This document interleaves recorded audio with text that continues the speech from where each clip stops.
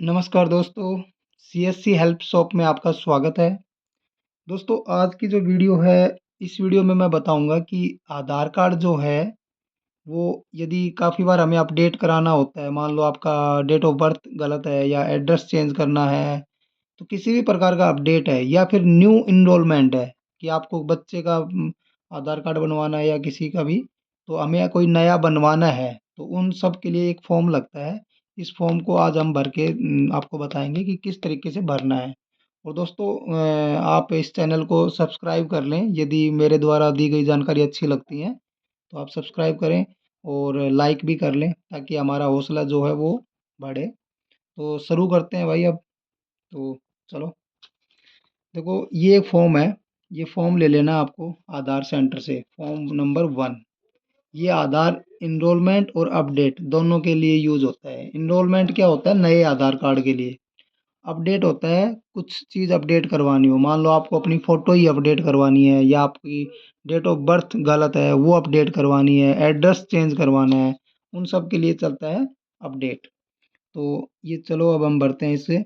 ये option number 1 है purpose. आपको किस पर्पज़ के लिए ये फॉर्म भरना है? इनरोलमेंट या अपडेट। मान लो आपको अपडेट करवाना है कुछ भी, तो ये टिक करेंगे। यदि आपको अपडेट नहीं करवाना, किसी बच्चे का या किसी और का बनवाना है, तो ये यहाँ पर इनरोलमेंट आएगा। और दूसरी बात, ये जो जो ये फॉर्म है, ये 18 साल और उससे ऊपर के लिए है। मान लो आपका कोई बेटा 18 साल का हो गया बच्चा, उसके लिए लग जाएगा। उससे छोटे जो बच्चे होते हैं, 18 से छोटे, उनके लिए अलग फॉर्म होता है। उसके लिए भी मैं एक अलग सी वीडियो बना दूंगा। तो ये जो फॉर्म है, ये 18 साल प्लस के लिए है। 18 साल प्लस उनके लिए ये फॉर्म लगेगा, फॉर्म नंबर 1। तो ये पर्पस भरेंगे। मैंने अपना नया बनवाना है तो इनरोलमेंट। उसके बाद रेजिडेंस स्टेटस। भाई आप रेजिडेंस कहाँ के, इंडियन है या नॉन इंडियन है? तो मैं इंडियन हूँ तो मुझे इंडियन आएगा। यदि नॉन इंडियन है, मान लो कोई अमेरिका में रहता है तो, और ये है इंडिया का, तो नॉन रेजिडेंस। रेजिडेंस मान लो आपका इंडिया से बाहर है तो यहाँ पर डालेंगे आप। तो मैं इंडिया में ही रहता हूँ तो मेरा यहाँ का है, ये मैंने डालूंगा। उसके बाद आएगा डेमोग्राफिक इंफॉर्मेशन। ये डालना है आपको। सबसे पहले यहाँ पर अपना नाम डालना है। तो नाम मेरा डाल दूंगा मैं। यहाँ पर आएगा नाम। ये मैंने अपना नाम डाल दिया है। नाम डाल दिया। उसके बाद आएगा जेंडर, आप मेल हैं फीमेल, तो ये मेल डाल दिया, फीमेल है तो फीमेल डालें। उसके बाद आएगा डेट ऑफ बर्थ। आप अपना डेट ऑफ बर्थ डाल दें यहाँ पर। डेट ऑफ बर्थ जो है वो वेरीफाइड है या फिर डिक्लेयर्ड है? वेरीफाइड है मेरा, क्योंकि मेरे पास सर्टिफिकेट है, मैंने अपनी पढ़ाई करी है तो उसमें मेरा लिखा हुआ है। तो ये वेरीफाइड पे मैं क्लिक करूँगा। मान लो आपका डिक्लेयर्ड नहीं है, कोई पुराना हमारे घर में सदस्य है, तो यहाँ पर डिक्लेयर्ड नहीं है तो यहाँ पर अप्रोक्सीमेट पे डालेंगे हम। और फिर अपना एज लिखेंगे। तो मेरा एज 23 है और मेरे पास बर्थ सर्टिफिकेट है, तो डिक्लेयर वेरीफाइड है, तो ये वेरीफाइड है, तो वेरीफाइड हो गया। उसके बाद आप अपनी मेल आईडी डालेंगे यहाँ पर डालेंगे मेल आईडी।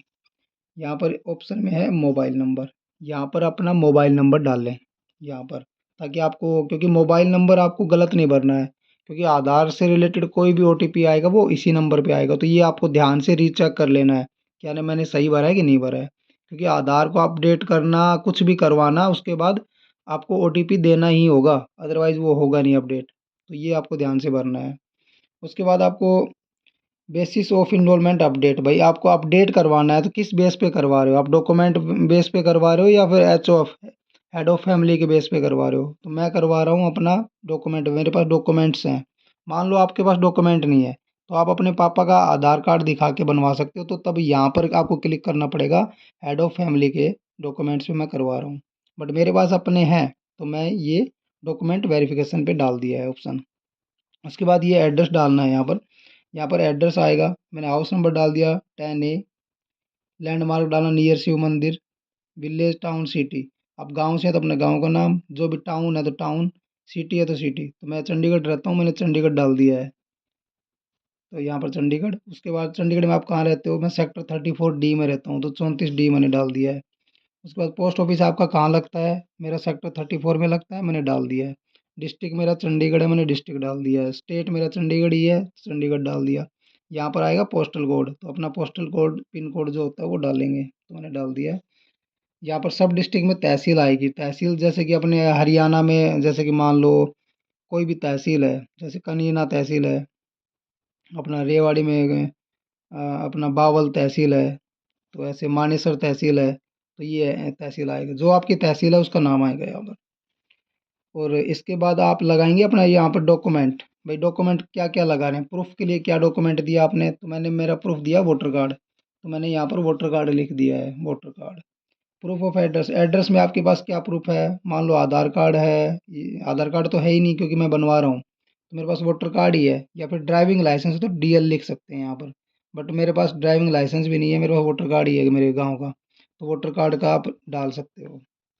उसके बाद proof of date of birth, भाई आपका डेट ऑफ बर्थ का क्या प्रूफ है, मेरे पास बर्थ सर्टिफिकेट है, तो मैं बर्थ सर्टिफिकेट लगाऊंगा। मान लो आपके पास बर्थ सर्टिफिकेट नहीं है, तो टेंथ की सर्टिफिकेट होगी, तो वो टेंथ सर्टिफिकेट लिख सकते हैं, टेंथ क्लास सर्टिफिकेट, तो वो आएगी।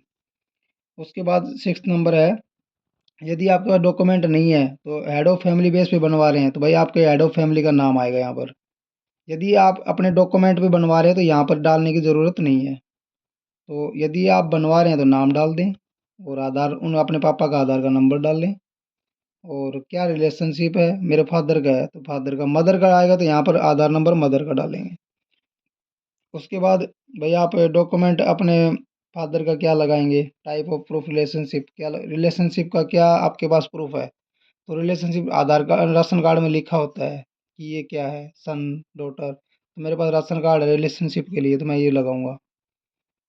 उसके बाद यहाँ पर आपके फादर का आधार के बेस पे बनवा रहे हैं, तो यहाँ फादर के सिग्नेचर आएंगे यहाँ पर इस बॉक्स में, अपने फादर से या मदर से सिग्नेचर कराएंगे, जिसका भी आप हेड ऑफ फैमिली से बेस पे बनवा रहे हैं उनका। उसके बाद आएगा फॉर अपडेट एडिशनल इन्फॉर्मेशन, यदि आपको अपडेट करवाना है तो उसके लिए ये आपको भरना पड़ेगा। आधार नंबर अप्लीकेंट, मान लो आपको आधार अपना अपडेट करवाना है, डेट ऑफ बर्थ चेंज करवाना है, तो अपना सबसे पहले यहाँ पर आधार नंबर डाल लें, जो भी है जिसमें गलत हो रखा है वो वाला। उसके बाद भाई आपका क्या प्रॉब्लम है आपके उसमें, मेरे डेट ऑफ बर्थ गलत है, तो मैं डेट ऑफ बर्थ चुन लूँगा। मान लो आपकी मोबाइल नंबर गलत भर रखा है, तो ये मोबाइल नंबर का ऑप्शन लेंगे। यदि आपका एड्रेस चेंज करवाना है, मान लो आपकी ट्रांसफ़र हो गया है, एड्रेस बदलवा रहे हो, तो एड्रेस वाला ऑप्शन लेंगे। जेंडर गलत हो गया हो, मेल का फीमेल, फीमेल का मेल, तो ये ऑप्शन लेंगे आप, भाई मेरा जेंडर गलत है, तो यहाँ भर के दे ही देंगे, आपने ऊपर भरा ही था, मेल है या फीमेल है। तो इस प्रकार से आप ये फॉर्म भरेंगे। ये कुछ गाइडलाइन है, डिक्लेरेशंस आप पढ़ना चाहो तो पढ़ सकते हो, अदरवाइज़ कोई ज़रूरी नहीं है। उसके बाद आपको यहाँ पर अपना साइन करना है। यदि आप अंगूठा लगाते हो, मान लो पढ़े लिखे नहीं हो, तो यहाँ पर अंगूठा थंब लगाएंगे अपना, और यहाँ पर डालेंगे डेट और टाइम, भाई आप जिस डेट को अपना अपडेट करवा रहे हो उसका डेट और वो टाइम आ जाएगा। मैंने 11 बजे बनवा रहा हूँ तो 11 बजे का ही आएगा। तो इस प्रकार से ये फॉर्म भरेंगे, और ये फॉर्म भर के आप आधार सेंटर पे दे दो, आपका जो आधार है वो अपडेट हो जाएगा विद इन 24 आवर्स में। धन्यवाद दोस्तों।